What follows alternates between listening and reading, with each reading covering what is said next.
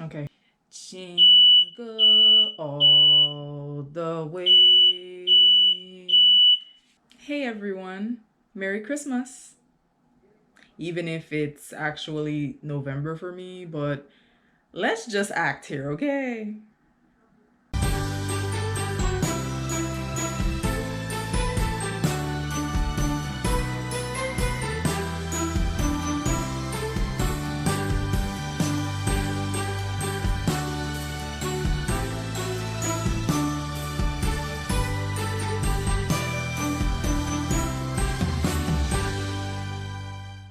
Hello, my name is Jaliane, and today I will be reading you four heartwarming stories.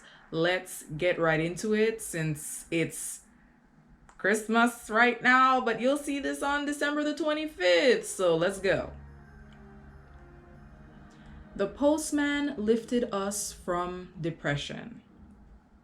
My parents, at the height of the Depression, were forced to go on home relief, which is known as welfare today. It was 1935, wow, when I was 10 years old, and we lived on the first floor of a walk up apartment on 43rd Street in Brooklyn, New York. A few days before Christmas, I looked out a kitchen window to see my father sitting on the stoop, dejected and depressed, with tears in his eyes. The mailman was approaching our building and asked my father what was wrong. I heard my father say that he had used up his food vouchers and that the rent was past due. He had tried to work as a laborer through the Workers' Progress Administration, but he wasn't a very strong man, and the work had been too hard for him. I was scared. Having seen newspaper pictures of people being put out on the street, really? With all their belongings. Ike, how much do you need? The mailman asked. My dad said he needed $33 for the rent. Hello? That's it? Okay. And without hesitation, the mailman took $50 from his wallet and handed it to my father. My dad said, I don't know when I'll be able to pay you back.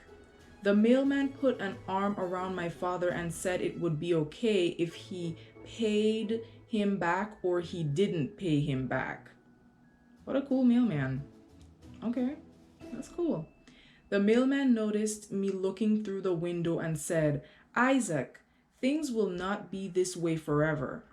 If you or your son will remember this day, there will be times in the future when someone needs your help.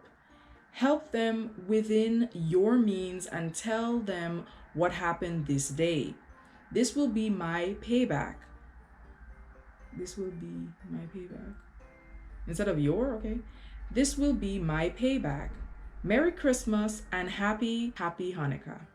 As long as he lived, my father helped others when he could, and I've done my best to do my part in paying his generosity back.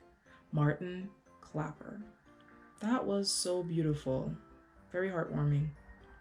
Even if it was $33 and the mailman gave him 50, the story was still nice. It was back in the 1930s, so okay, very nice. Next one. He fixed my car and my Christmas. In 1958, I was a first-year high school teacher in Beatty, Nevada. On December 22nd, I headed home to Idaho in my 1951 Houston. Oh no, what? Typo. I headed home to Idaho in 1951 Houston to spend Christmas with my parents. Just south of Fillmore, Utah, a radiator hose broke and the car started to overheat.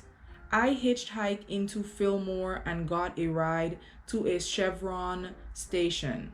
I explained my plight to the owner, Dan Brinkerhoff, who sent a tow truck to bring in my car. Dan discovered that the engine had become so hot it had warped the head, so he called a nearby wrecking yard and found the needed part. I boarded a Greyhound bus, I've done this before, bought the part, and then caught a return bus to Fillmore.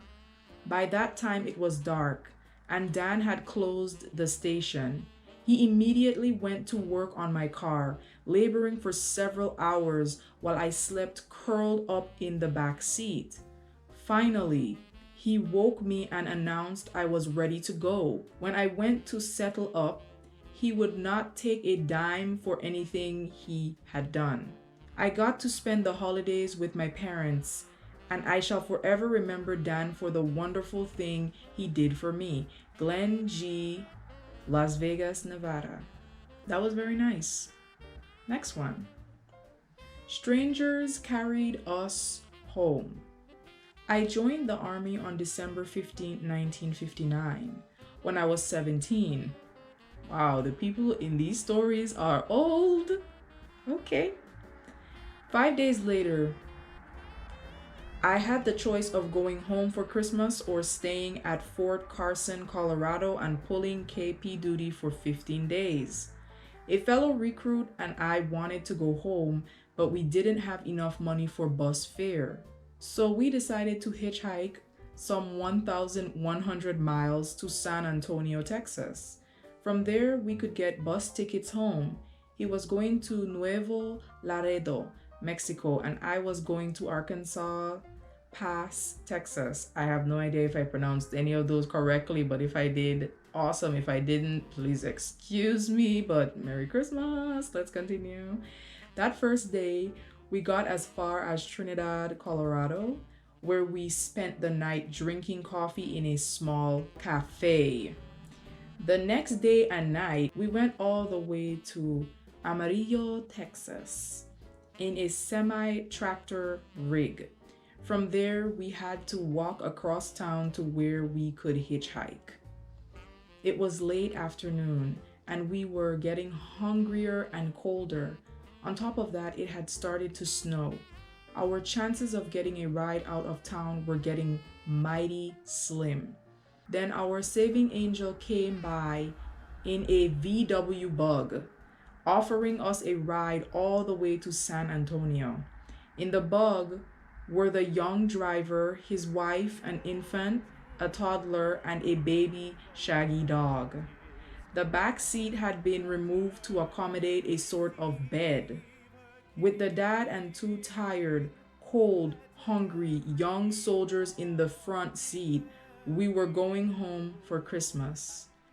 This family went out of its way, instead of there, to help us, buying us dinner and breakfast. They not only took us to the bus station, they even paid for our tickets. I will forever remember these people and their kindness. May God still bless them. Raphael V. That was really sweet. That was very sweet. Next one. Our community came through. In December 1963, another old one. Well, at least this is the last one. My father gathered my two younger sisters and me together and told us he couldn't afford to give us any presents that year. Not even our traditional treats of nuts, apples, oranges, tangerines, and chocolates. My mother had had a stroke the year before and was constantly going to the hospital, so there was no money for Christmas. On Christmas Eve, we heard a knock on the door. Two ladies came in and gave us new coats along with some holiday treats. Our neighbor across the street had told her church about our situation, and the people of the congregation wanted to help. I will never forget our kind neighbor, Sheila D. Those 4 stories were very heartwarming, and I had a lot of fun just coming here and chilling with you a little bit for Christmas, or your Christmas, because We already talked about how this is not December yet, but yeah. And with that said, don't be too problematic. Be as polite as possible. I'll hold you next time. Merry Christmas. Bye.